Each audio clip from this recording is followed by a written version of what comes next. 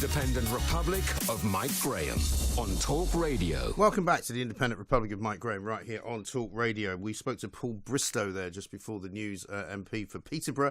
He's against the idea of vaccine passports, but he is for mass testing. I'm not certain that mass testing is necessarily the answer either. We're going to talk now to Angela Raffle, Honorary Senior Lecturer at the University of Bristol Medical School, Department of Population Health Sciences. Angela, very good morning to you. Happy Easter.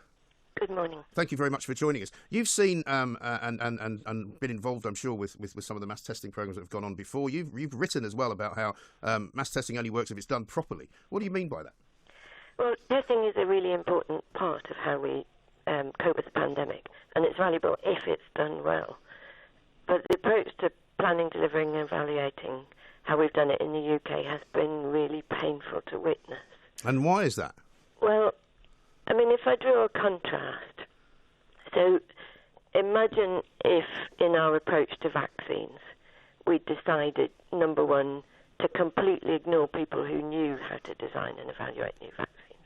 Number two, call a bunch of private companies with little or no experience, offer them billions of pounds to just get some new vaccines, doesn't matter if they work, and use them on as many people as possible, as quickly as possible. And then hide any data, come up with lots of meaningless sound bites to convince the public that the vaccines are our only hope.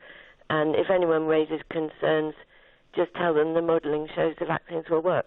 Well, that's what's happened with testing.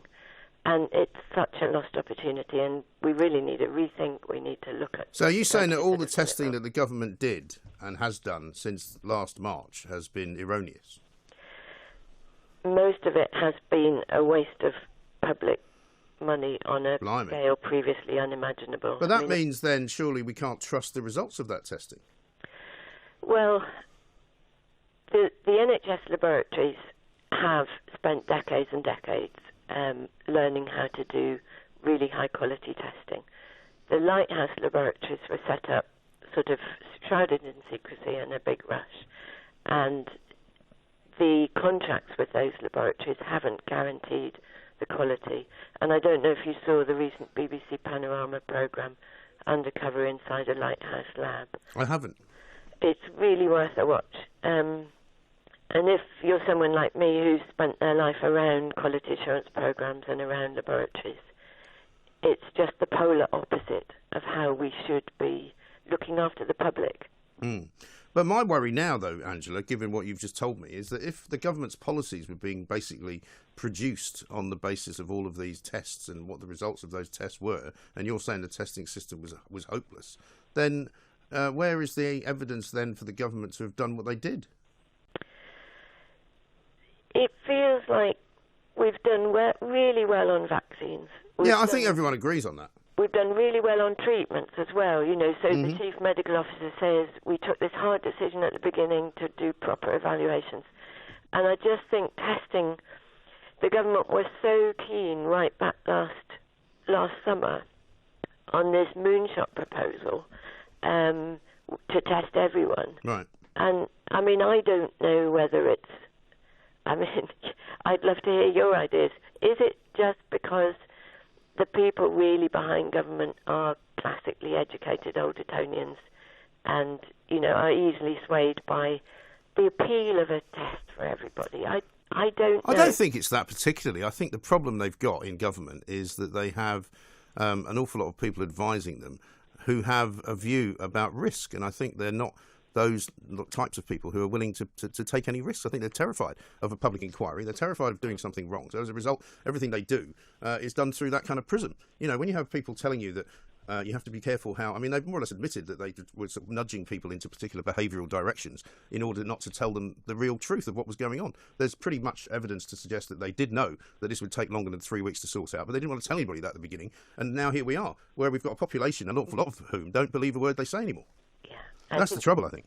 I think there's a lot of truth in what you say. And for me, for the listeners, I know that some people just love being tested. We found that in studies. Even if you say to people, we've got a test which we've got no evidence to back it, do you still want it? And some people just say, yes, please. Right.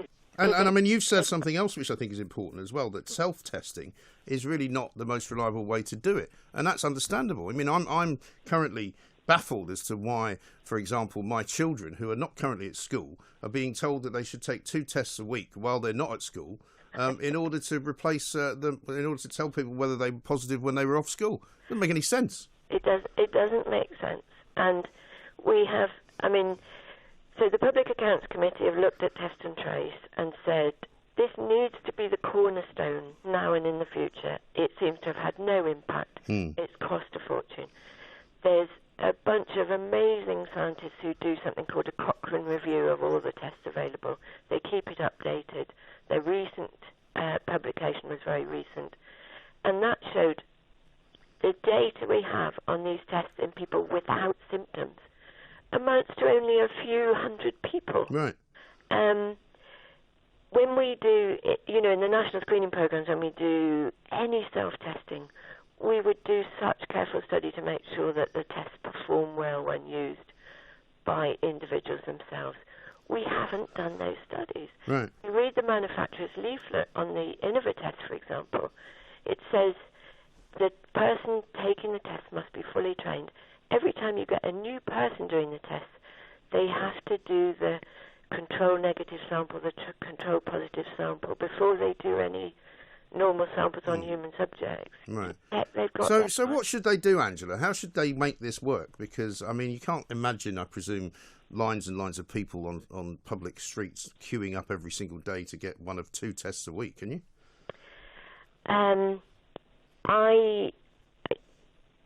It feels to me that the public have to really realise what a disaster the testing programme has been, and we need to get together the people who really understand how to do this well without blaming anybody and design a test and trace that is fit for purpose, Sure. that's linked in with your GP practice, your local social services, so that we have a pathway which means no matter how mild your symptoms, you can talk to a human being on the phone, decide if you need a test, get a high-quality test, and then get support if you need to isolate. Yeah. So, in other words, no point testing everyone.